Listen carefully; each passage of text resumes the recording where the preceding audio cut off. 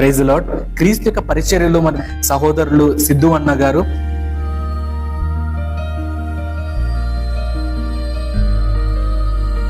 ఈ యొక్క అనుభవాలు, మీ యొక్క అనుభవాలు మాతో మరి పంచుకోవడం, ఈ దూర ప్రాంతంలో మనకు దేవుడి యొక్క గొప్ప అవకాశాన్ని ఇవ్వడం చాలా సంతోషకరం నిజంగా.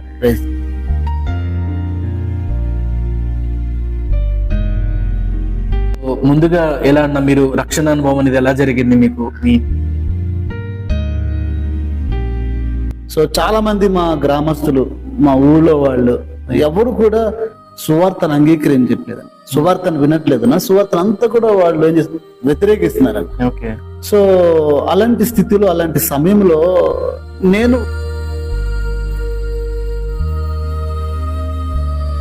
ఇంట్లో వాళ్ళందరూ, మమ్మీ డాడీ ఫ్యామిలీ అందరూ కలవరపడ్డారు. అరే ఏమైంది, ఎందుకు ఇట్లాగా ఆయన వెళ్ళిపోయారు అని చెప్పేసి. సో చాలా ఇంట్లో వాళ్ళందరూ కూడా సో చాలా బాధపడ్డారు, చాలా చాలా దుఃఖపడ్డారు అని యాక్చువల్లీ.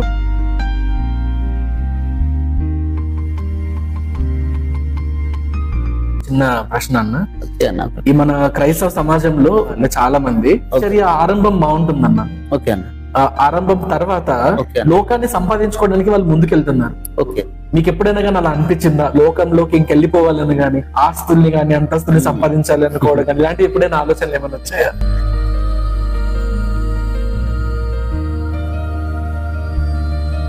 నాకు చాలా ఎదురైనాయి సేవలో, పరిచర్యలో. చాలా ఆకలి, దప్పికలు, లేకపోతే కష్టము, వేదన, బాధ, కొన్ని ఇబ్బంది, క్లిష్ట పరిస్థితి చాలా ఎదుర్కొన్నానన్నా.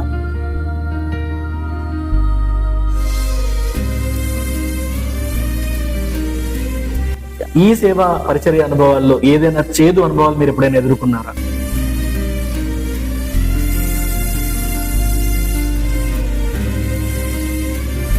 గ్రామ ప్రజలందరూ కూడా మా మీదకి వచ్చి, మిమ్మల్ని చంపేస్తాం, మిమ్మల్ని బతకనివ్వము.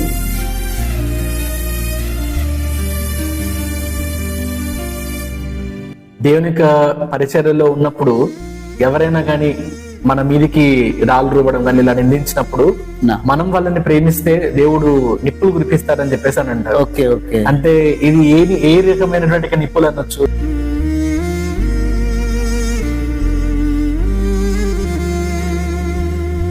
పరిచర్యలో ఎవరైనా కానీ ఇలాంటి చేదు అనుభవాలు ఎదుర్కొన్నారు అనుకోండి, కేసులు పెడుతూ ఉంటారు కదా, పోలీసులు కేసులు కానీ, సో లేకపోతే కొంతమంది రివర్స్ అవుతుంటారు. సో అలాంటి వాళ్ళకి ఇలా ప్రార్థన చేయాలి, క్రీస్తు ప్రేమను పంచాలి అనుభవాల్లో వెళ్తున్నటువంటి మీరు ఏం సలహా ఇస్తారు? ఓకే,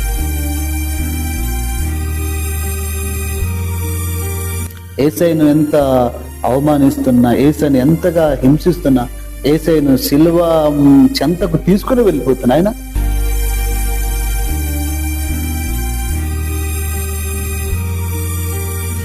మీ పరిచర్యలో ఏదైనా కానీ సంతోషమైనటువంటి ఒక అనుభవం ఏదైనా ఉందన్న?